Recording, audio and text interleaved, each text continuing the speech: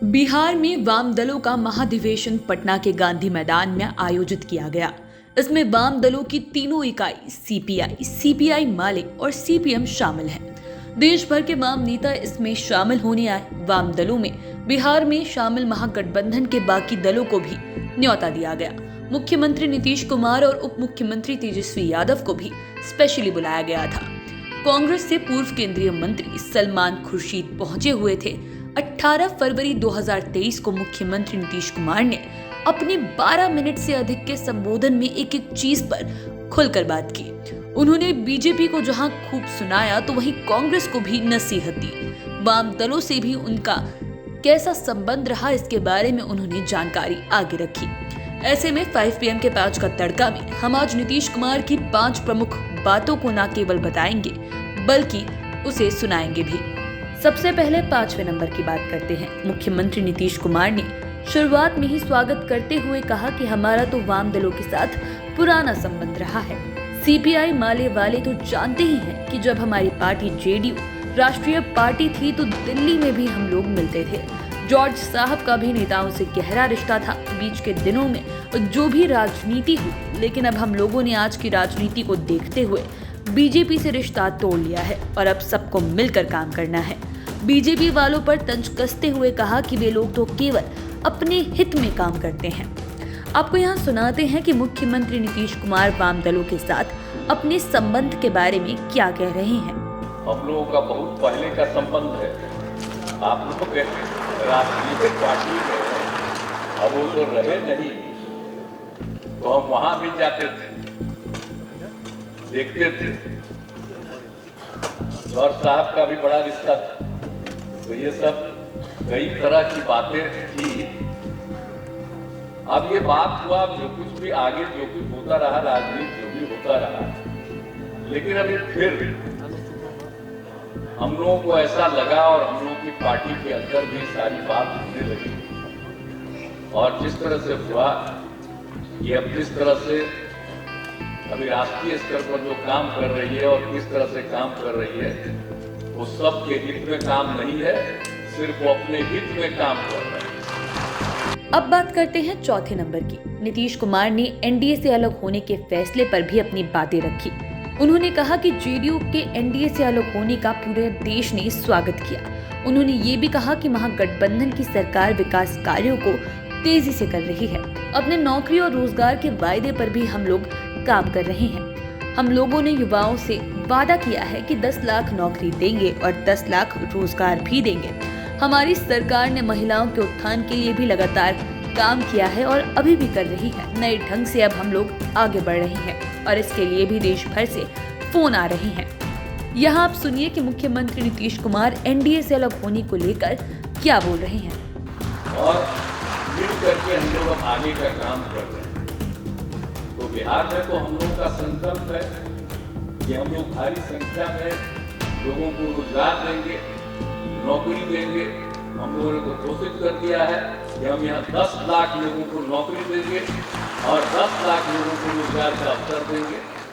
हर चीज के विकास का, हर इलाके के विकास का। और फिर जो बिहार बाढ़ से और सुखाड़ से प्रभावित होता है तो उसकी सुरक्षा के लिए भी और सब लोगों से मिल करके बात। और इस बार जो हमने यात्रा कर दी 4 जनवरी के बाद से और 16 तारीख तक हर जिले में गए, विभिन्न जगहों पर जाकर के देखा, तो देख करके मुझको खुशी हुई कि जो कुछ भी काम हम लोगों ने किया, महिलाओं को आगे बढ़ाने का, गरीब गुजरे के तबकों को आगे बढ़ाने का, ये खुशी हुई कि भाई बिहार में जिस तरह से लोगों के बीच में और महिलाओं के लिए जो काम हुआ है और गरीब तबके के लोगों के लिए जो काम हुआ है, अनुसूचित जाति, अनुसूचित जनजाति और जितने भी अन्य जातियों के लोग हैं, अन्य धर्मों के लोग हैं, सबके कल्याण के लिए काम किया जा रहा है।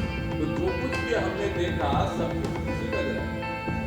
और जितनी बड़ी संख्या में हर जगह हमने देखा कि महिलाएं बोल रही है और अपनी बात कर रही है, तो ये स्थिति सब कुछ हो रहा। तो हमने जो फैसला ले लिया कि अब नए ढंग से हम लोग आगे बढ़ाएंगे, तो जितना लोगों को खुशी थी ये और ज्यादा एकदम आप लोग जान लीजिए अच्छी तरह सब लोगों को प्रसन्नता हो गई है। अब बात करते हैं तीसरे नंबर की। मुख्यमंत्री नीतीश कुमार ने अपने संबोधन में बीजेपी पर तीखा हमला किया। उन्होंने यहाँ तक कह दिया कि यदि सभी दल मिलजुल कर काम करेंगे तो हम लोगों को इस सरकार से मुक्ति मिल जाएगी, देश को मुक्ति मिल जाएगी। इसके लिए अधिक से अधिक पार्टियों को एक साथ आना होगा। अब यहाँ पर आपको ये सुनाते हैं कि मुख्यमंत्री नीतीश कुमार किस तरीके से बीजेपी को सुना रहे हैं और सरकार की मुक्ति की बात कह रहे हैं। तो हम लोग तो अपने बिहार में जो भी काम कर रहे हैं, लेकिन हम लोगों का मकसद है, अभी तो बता ही रहे थे, भाकपा माले राष्ट्रीय महासचिव महोदय अपना भाषण दे रहे थे, और जो हालत देश का हो गया है, अब बुरा हाल है, तो हम तो अलग हो गए और सब लोगों ने स्वागत किया। पूरे देश के विभिन्न जगहों से अन्य पार्टियों ने कहा कि बहुत ठीक किए, और हमारी सब लोगों से बातचीत हुई और यही तय हुआ कि अधिक से अधिक पार्टियां एकजुट होकर के और अगला चुनाव जो होने वाला है 24 में लोकसभा का, अगर मिल करके हम लोग लड़ेंगे तो इन लोगों से मुक्ति होगी और बिहार पूरे देश सुरक्षित होगा। अब बात करते हैं दूसरे नंबर की। नीतीश कुमार ने बीजेपी को सुनाने के साथ ही सभी दलों को नसीहत भी दी। उन्होंने कहा कि ये तो हद है, हर चीज बदलना चाह रही है, 2 देश बट गए, इसके बाद भी हिंदू मुस्लिम कर रहे हैं। अपने देश में देखिए कितने प्यार मोहब्बत से लोग रहते हैं, लेकिन ये लोग इधर उधर करने के चक्कर में हैं। उन्होंने बीजेपी वालों पर तंज कसते हुए ये भी कहा कि आप लोगों को सचेत रहने की जरूरत है, वरना ये लोग कुछ से कुछ कर सकते हैं, हर चीज को बदलना चाहते हैं। यहाँ तक कि आजादी की लड़ाई को भी ये लोग भुनाना चाहते हैं, जबकि इन लोगों का आजादी की लड़ाई में कोई रोल नहीं है। अब आपको सुनाते हैं कि वाम दलों के महाधिवेशन में नीतीश कुमार आजादी की लड़ाई को लेकर क्या कुछ बोल रहे हैं और सभी दलों को क्यों सचेत रहने के लिए कह रहे हैं। आज क्या हो रहा है आप देख रहे हैं, आजादी की लड़ाई को भी भुलाने का सब काम शुरू किया गया है। आज जिनको आजादी की लड़ाई से मतलब नहीं था, वो लोग नया नया इतिहास पैदा करना चाह रहे हैं, हर चीज को बदलना चाह रहे हैं, और जो चीज चल रही है देख रहे हैं, कोई काम तो होता नहीं, और जो नई हिसाब से और नई टेक्नोलॉजी के हिसाब से काम कुछ नहीं करते, अप्रशंसा अपनी, और यहाँ पर जो सब कुछ हो रहा है बताइए। और जिस तरह से आप समझ लीजिए कि किस तरह से आजादी के बाद भी अगर 2 देश हो गया, लेकिन तब भी इस देश में हिंदू मुस्लिम सबकी एकता रहती है, और लेकिन इसके बाद भी इधर से उधर करने का सब शुरू हो गया है। तो इसीलिए सचेत रहना पड़ेगा।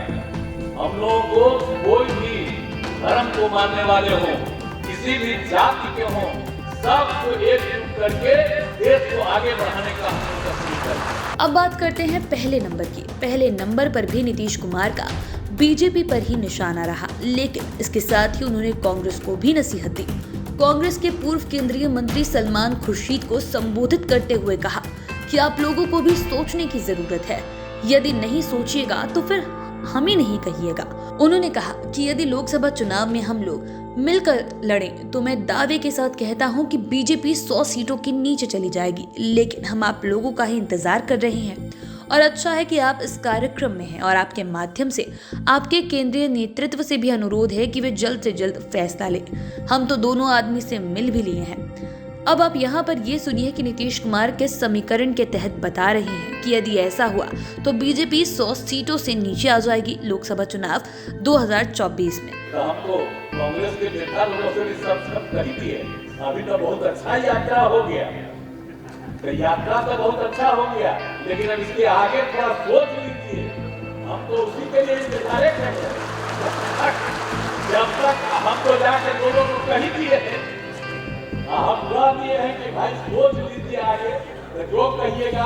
अब बाकी अन्य पार्टियों का फोन आ रहा और सब लोग कह रहे हैं कि बाकी लोगों का सबका मीटिंग कीजिए, एक साथ बैठिए, तब जान लीजिए हम वेट कर रहे हैं खाली। अब आप लोग इतना जल्दी, हम इसीलिए हम वेट कर रहे हैं। जो बाकी और पार्टियां थी बहुत सारी पार्टियां एकजुट होने के लिए तैयार बैठी हुई है।